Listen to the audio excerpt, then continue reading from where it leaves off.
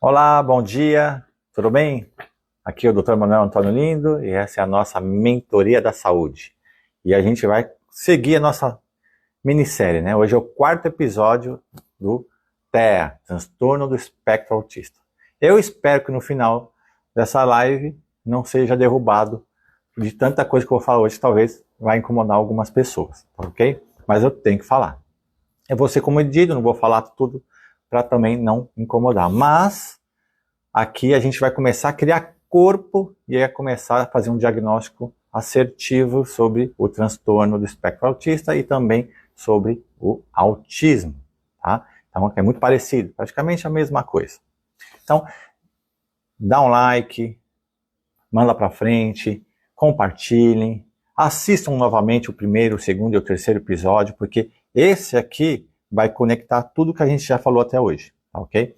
Então teve o episódio que a gente falou, pincelou por cima, um segundo para fazer os diagnósticos, como que a criança está, né, quais as características dela, se ela está muito hiperativa ou não, se ela está muito atônica, se ela está, assim, sociabilizada ou não. O terceiro tema foi sobre os primeiros 1000 dias, tá? E hoje a gente vai seguir falando sobre o desmame precoce. Lembra que a gente falou que a gestação, ela não termina aos 9 meses, ela se prolonga mais 6 meses? Aqui está fundamental para você entender como é importante o aleitamento, a amamentação nos primeiros 6 meses de vida exclusivo. Tá? Então a gente começa falando o quê? Embora no Brasil, né, tenha sido um dos países que mais ajudou a evoluir em relação à criação de fomentos de política, né, de proteção à amamentação, ainda nossos índices são insuficientes, segundo a Organização Mundial da Saúde. Tá? Para você ter uma ideia, 38%, somente 38% das mães oferecem amamentação, tá, até os 5 meses iniciais de vida do bebê. Quer dizer, um pouquinho mais de um terço. É muito pouco, tá?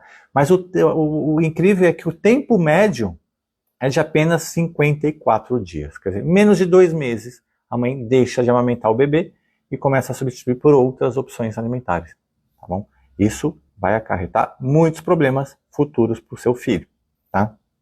Então, mas países desenvolvidos, os mais desenvolvidos, tá? A média é que apenas 1 a cada 5 bebês são amamentados até o 6º mês de vida. Quer dizer, 20%. 80% desses países desenvolvidos ainda estão sem aquele critério de amamentação exclusiva, tá? E em países de menor renda, menos desenvolvidos, isso sobe de 1 a cada 25. Quer dizer, 4% apenas amamentam até os primeiros 6 meses de vida. 96% das mães abandonam o aleitamento materno do seu filho na forma exclusiva. Tá? Mas nenhum país do mundo atende aos padrões recomendados para investimentos econômicos e implementação das políticas de apoio às mães para amamentar. É óbvio, eles não querem que você amamente seu filho corretamente, porque eles querem fórmulas. É tudo um negócio, é tudo uma indústria que está por trás, fomentando e desestimulando o aleitamento materno, tá, ok? Tá certo que às vezes você vê estímulos, né, regionais, né, locais, às vezes da política da sua cidade, mas não há algo massivo, intenso a nível nacional ou a nível mundial estimulando as mães a amamentar os filhos. Não, eles estimulam justamente o contrário, a você deixar o seu leite de lado e experimentar as formas industrializadas. É tudo negócio, tá? Portanto, existe sim uma deficiência de diversos nutrientes de compostos bioativos por essa falta de alimentação nos primeiros 6 meses de vida.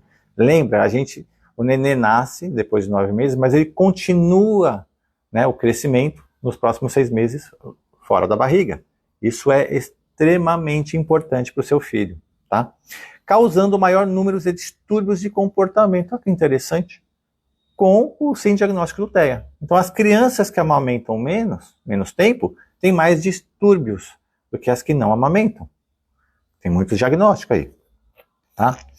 Crianças que não tiveram aleitamento, amamentação, né, materna exclusiva até os 6 meses de vida, tá, estavam significativamente associadas a um maior número de diagnósticos de transtorno do espectro autista, em comparação às outras. Olha o que vocês têm na mão de vocês, a necessidade, a importância de amamentar, tá?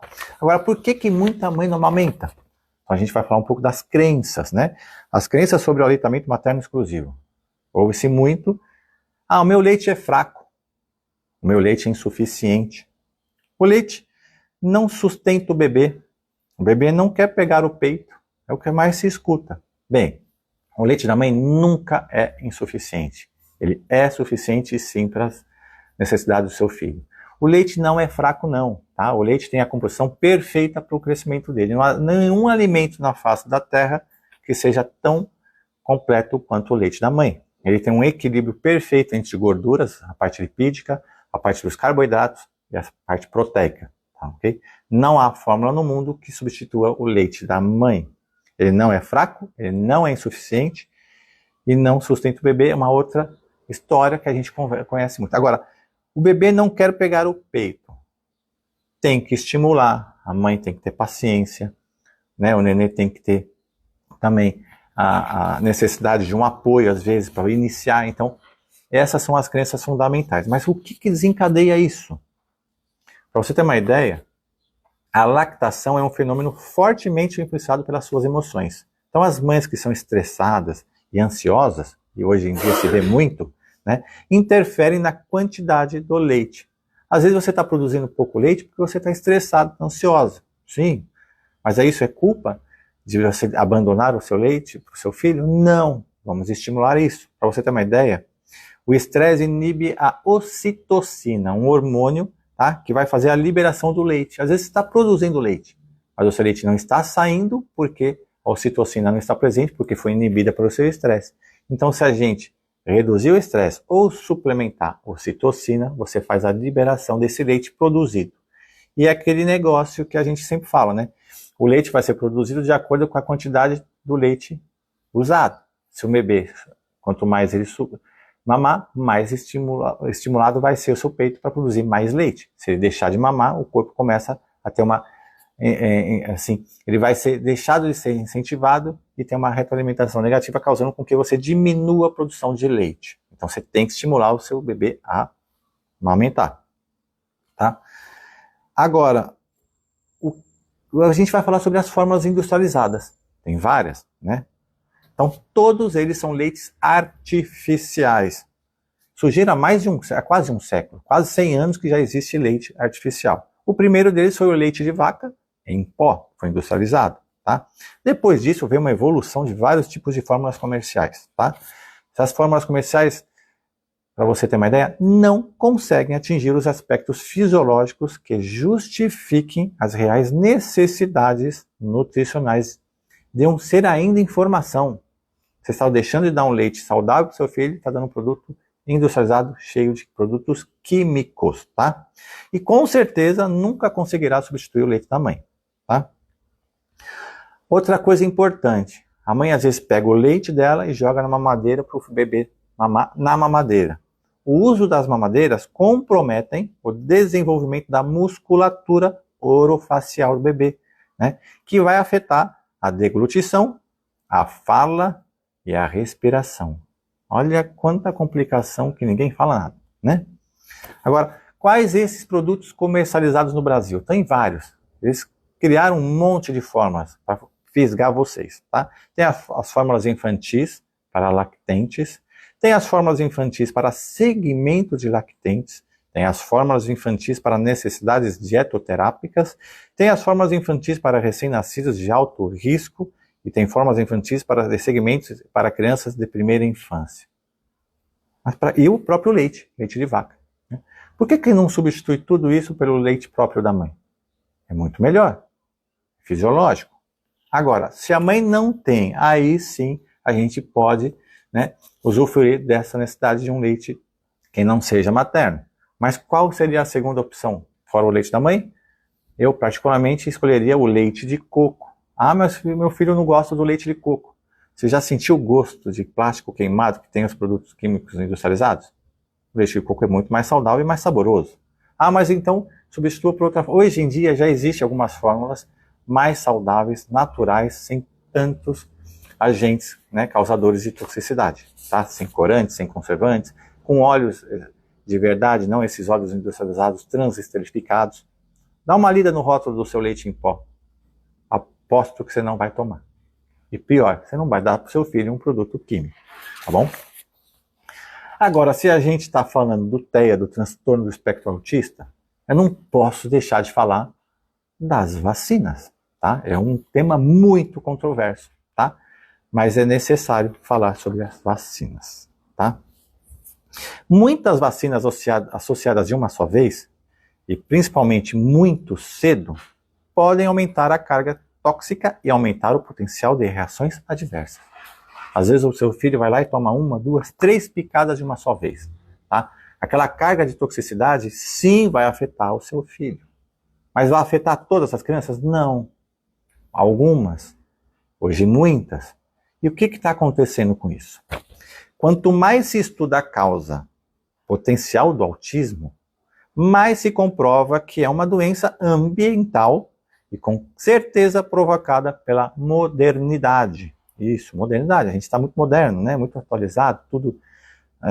A gente não gosta das coisas antiquadas, antigas, a gente quer a modernidade. Então a gente vai oferecer para o nosso filho as coisas mais modernas, mais industrializadas possíveis, né?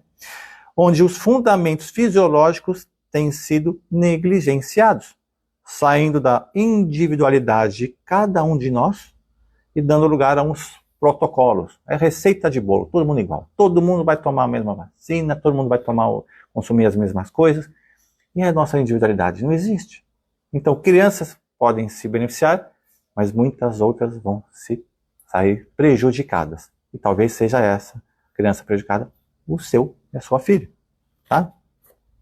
Os metais tóxicos presentes nas vacinas, sim, existem muitos, em grande quantidade, que eles não dizem.